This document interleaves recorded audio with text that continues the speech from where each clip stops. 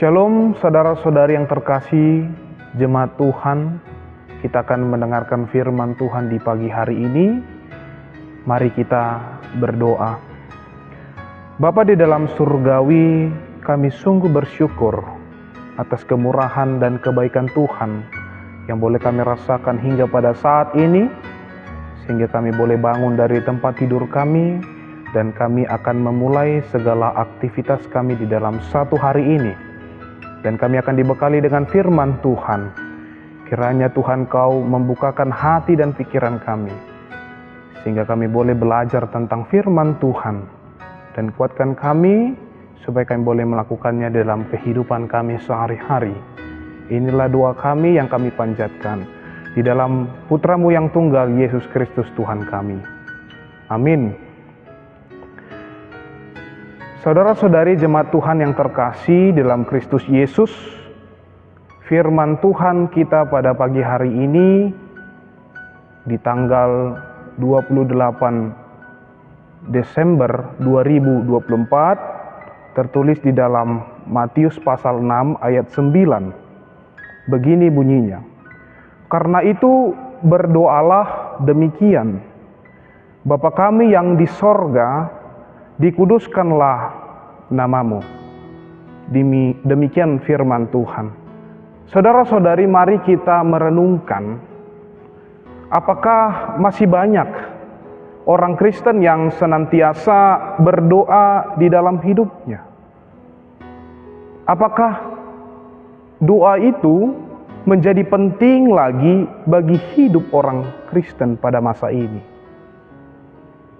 Kemudian, apakah doa itu hanya satu arah, yakni kita berdoa dengan segala keluhan dan permintaan yang kita panjatkan kepadanya? Inilah yang menjadi pertanyaan reflektif bagi kita orang Kristen. Ketiga pertanyaan ini hendak mempertanyakan hidup keberimanan kita. Terkadang tanpa kita sadari, Bapak Ibu Saudara-saudari, makna doa itu mengalami degradasi dalam hidup kita. Nah, saya meminjam istilah ataupun kutipan dari Martin Luther yang mengatakan, "To be Christian without prayer is no more possible than to be alive without breathing." Menjadi orang Kristen tanpa berdoa adalah tidak mungkin lebih dari hidup yang tidak bernafas. Artinya bahwa secara medik dapat dikatakan orang Kristen tanpa berdoa itu dalam kondisi yang emergensi ataupun memerlukan pertolongan segera. Karena apa? Selayaknya orang Kristen adalah hidup yang mau berdoa. Doa itu sebagai kebutuhan primer dalam kehidupan orang Kristen. Saudara-saudari yang terkasih di dalam Kristus Yesus, ketika kita berdoa itu bukan soal kata-kata yang indah ataupun penuh dengan istilah, penuh dengan kiasan ataupun metafora dan yang diulang-ulang. Yesus mengajarkan cara berdoa bagi murid-muridnya supaya berdoa itu memiliki keselarasan hati dan pikiran dalam mengucapkan doa. Perikop ini berisikan tentang kritik Yesus kepada orang-orang Farisi yang hidupnya cenderung dengan munafik, hidup yang penuh dengan manipulatif. Jadi berdoa itu tidak perlu yang bertele-tele, karena doa itu bukan sesi curhat kepada teman.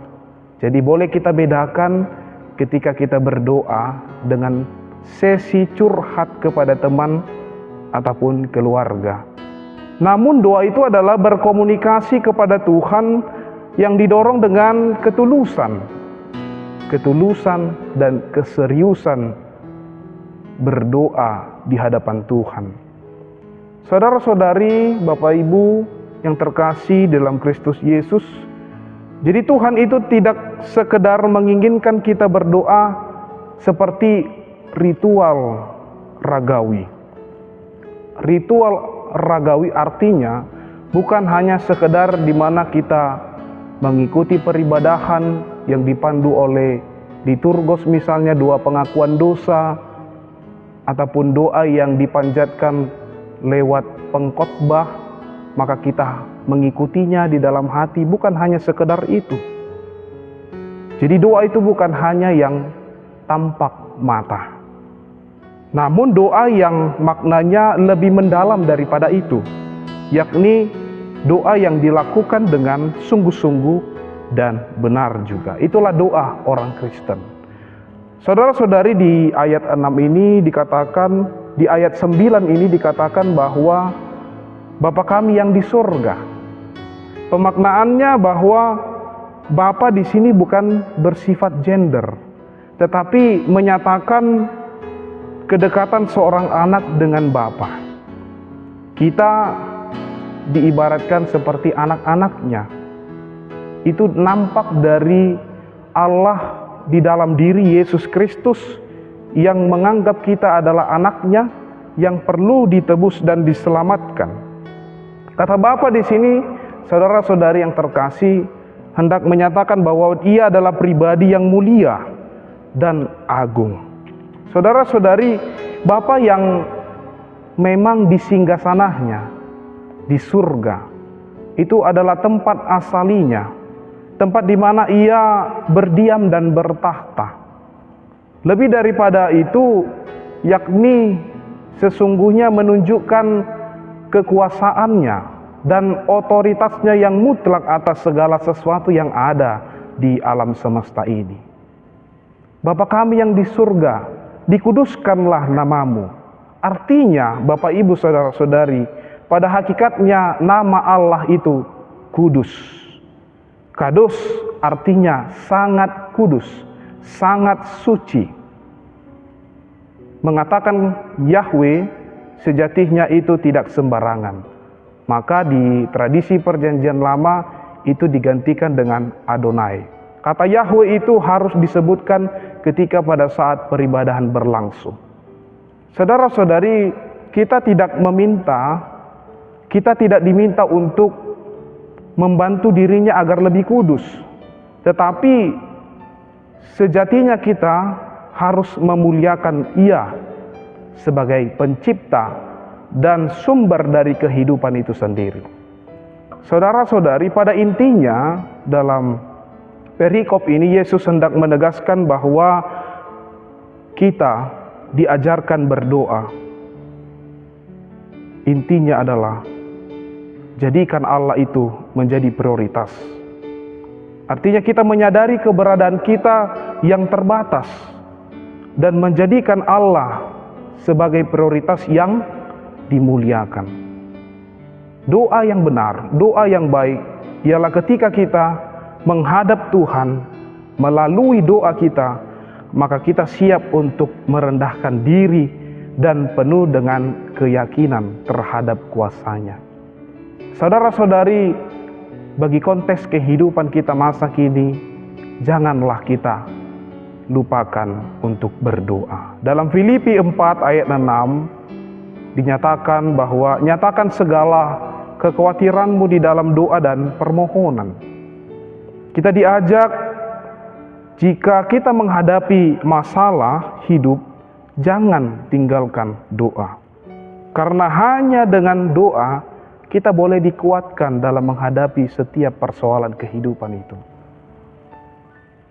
Saudara-saudari, kita juga diajarkan oleh Yesus bahwa ketika mau berdoa, masuklah ke dalam kamar, tutuplah pintu, berdoalah kepada Bapa.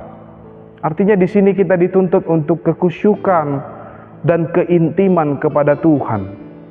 Standar doa itu bukan supaya orang tahu apa yang kita doakan, namun dilihat dari kesungguhan, keseriusan, dan ketulusan kita dalam melantunkan doa itu terhadap Allah. Apa yang menjadi pesan terakhir bagi kita semuanya? Doakanlah apa yang kita kerjakan dan kerjakan apa yang kita doakan. Amin. Mari kita berdoa. Allah Bapa yang kami kenal di dalam anak-Mu Tuhan Yesus Kristus, terima kasih Tuhan buat firman-Mu di pagi hari ini yang mengajar kami untuk berdoa dengan sungguh-sungguh. Yesus mengajarkan cara berdoa kepada murid-muridnya supaya mereka tidak hanya sekedar seperti orang Farisi, berdoa dengan bertele-tele, dengan kata-kata yang indah dan lain sebagainya. Namun Yesus mengajarkan di dalam doa Bapa kami supaya Allah itulah yang menjadi prioritas, bukan diri yang berdoa itu sendiri.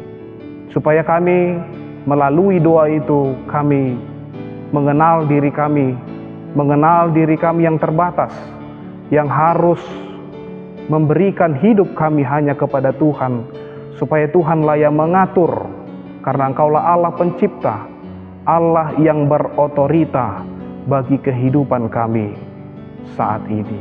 Terima kasih Tuhan, biarlah kami merenungkan setiap hidup kami, supaya kami menjadi orang Kristen yang hidup di dalam doa, yang selalu memprioritaskan doa itu di dalam kehidupan kami, selayaknya seperti apa yang dikatakan Martin Luther, bahwa doa itu adalah nafas bagi orang Kristen, supaya kami memang melakukannya secara sungguh-sungguh di dalam ketulusan, dan itu boleh nampak di dalam hidup kami sehari-hari.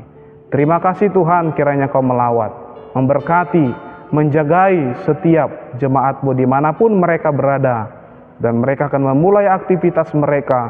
Kiranya Tuhan yang selalu memberkati. Inilah doa kami yang kami panjatkan di dalam nama Putra-Mu yang tunggal, Yesus Kristus Tuhan kami. Amin. Shalom, Tuhan memberkati. Selamat beraktivitas.